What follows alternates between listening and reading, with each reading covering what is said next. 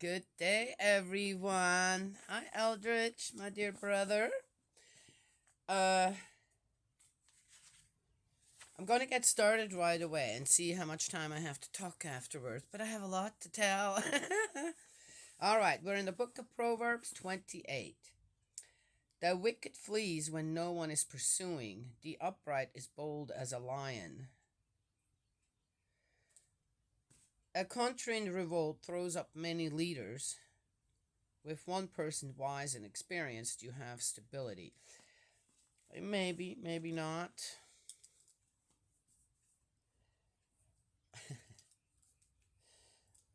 Again, that makes sense to have a king. Of course, they're all are they? Are all what? Wise and experienced. Yes. Okay. The wicked oppresses the weak. Here is a devastating rain. And farewell, bread. Man, that doesn't make sense. Those who forsake the law sing the praises of the wicked. Those who observe the law are angered by them.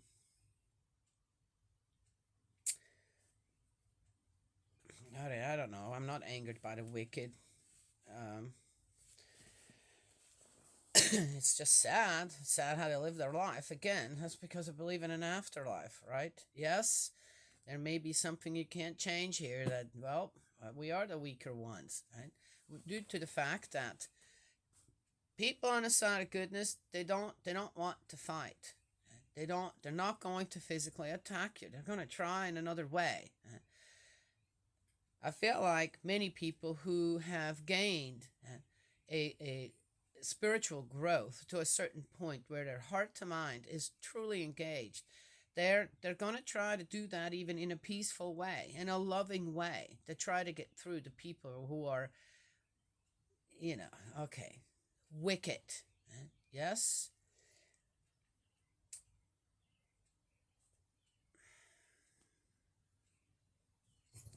And I find it interesting on how everyone has at least one person in their family, right? Yes, extended families that you have to say, wow, can you just not do stuff like that? Can you do things that you where we the rest of us who love you know you're not going to end up in jail eventually or dead? Okay, just saying. Yes. Uh, so those who observe the law are angered by them, by the wicked people. No, no, no one that knows right from wrong will get angry at wicked people. You pity them, you pray for them, you love them. Yes? Well, they didn't know that at that time. Again, I said, a lot of it's geared towards war. Okay. Oh, we're in peaceful times right now, but should things start to happen, another war is coming. I'm just preparing the people. Yeah, that was wise. No, that's a strategy. That's not being wise. The wicked do not know what justice means. Those who seek Yahweh understand everything.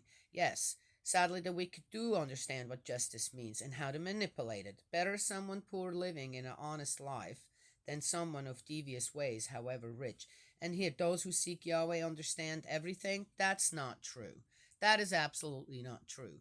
I've seen some pretty foolish people, huh? Uh, uh, believing in God and having great knowledge and still foolish to the hilt. Okay?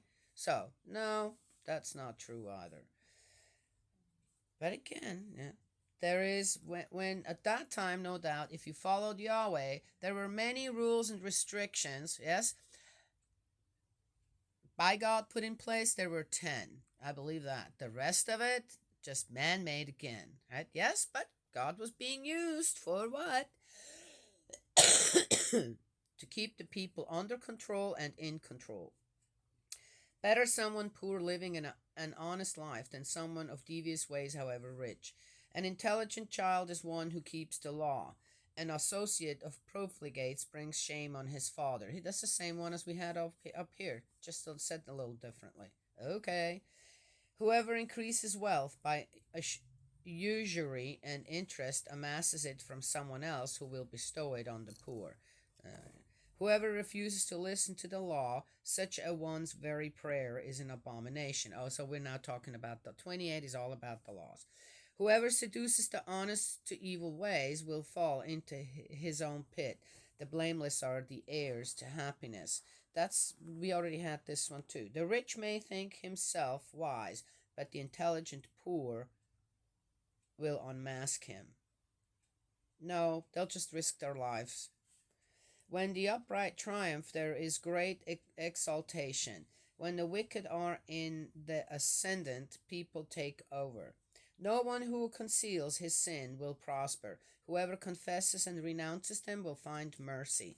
It's also, okay, I do believe, so just don't sin, okay? Then you don't have any secrets. Yes? And again, whoever confesses and renounces them will find mercy. Okay, mercy from whom? So again, what sins are we talking about here? How great are they, and do they have to be publicly? Right? One can just go to a person that they've done something to and say, "Hey, I'm really sorry. Should not have done that. How can I make it right?" And then it's between the two of them. Here, I'm not sure what exactly they're talking about here. When they, yes, is this again? You know, when someone knows about something of someone else, then they threaten them with it. Yes? Okay. That you know full well they rather not others, that they don't want others to know. What have I said about those kind of secrets, right? Yes? But I do know that I don't have secrets that other people then can attack you with because they do know. And even though you want to do the right thing, right there, you can, yeah, you're gonna fall. Right? Once the doubt in people is set about your character and your behavior, that's very difficult to get back. Credibility. Yes? Okay. Bless the person who is never without fear. Whoever hardens his heart will fall into distress. Bless the person who is never without fear.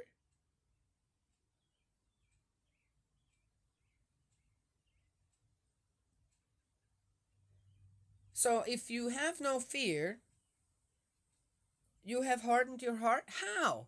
As I said, something's not right here with the translations, I think. Like a roaring lion or a springing bear is a wicked ruler of a powerless people.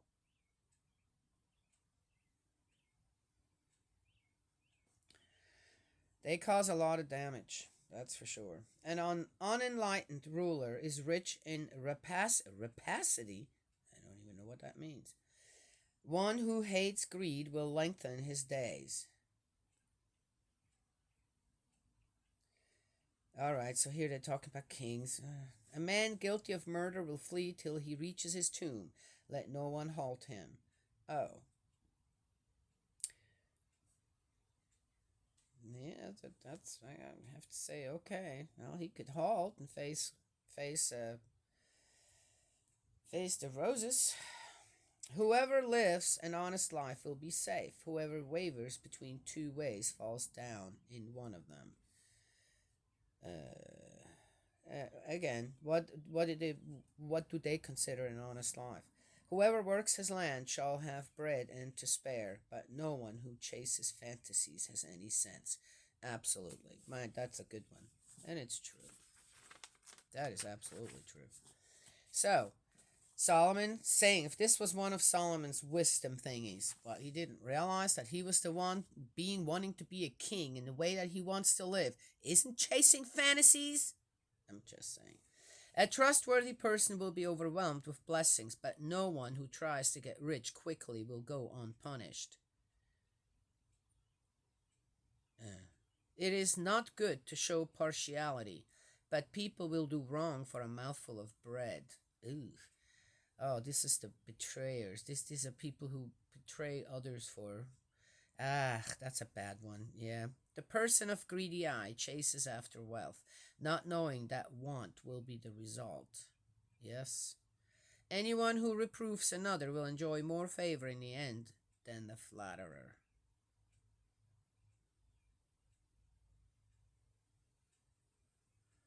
I don't know. At that time, that's probably Being a flatterer meant you lived. Being someone that reproves, especially someone higher up, probably means death. I don't know.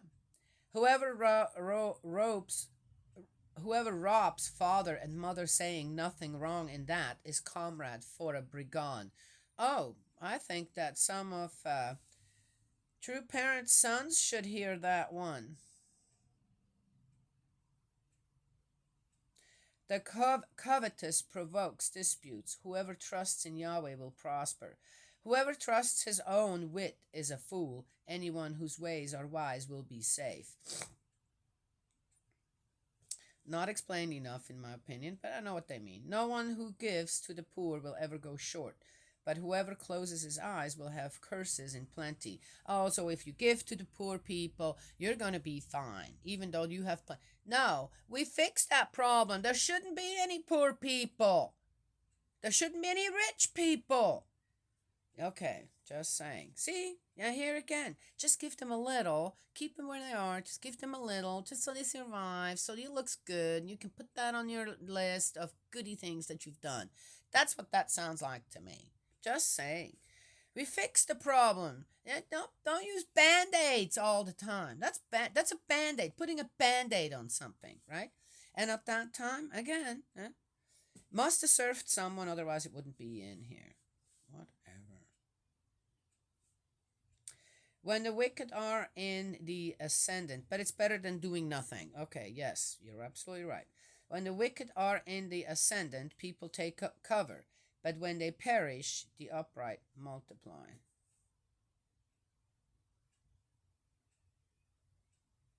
All right, I don't know if you guys noticed, but there is such a. Solomon is so conflicted. Yes?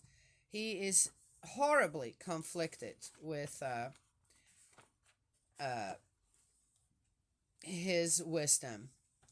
And one reason I'm saying that is because either. Oh my gosh, I just lost it. I can't find it again. Here. It's like this last one here in 29. Ooh, I got very little time here. And 28. When the wicked are in the ascendant, people take cover, but when they perish, the upright multiply. What did it say just a little bit before here, right? Yes? Let's go back and see if I can find it immediately.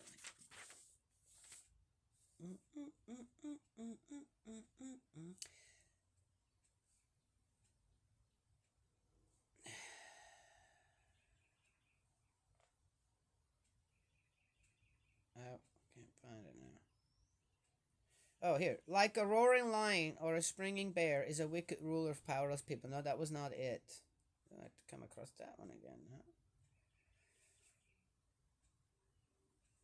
The wicked flees when no one is pursuing. The upright is bold as a lion. Well, are you really bold as a lion when you take cover when wickedness is accelerating or rising?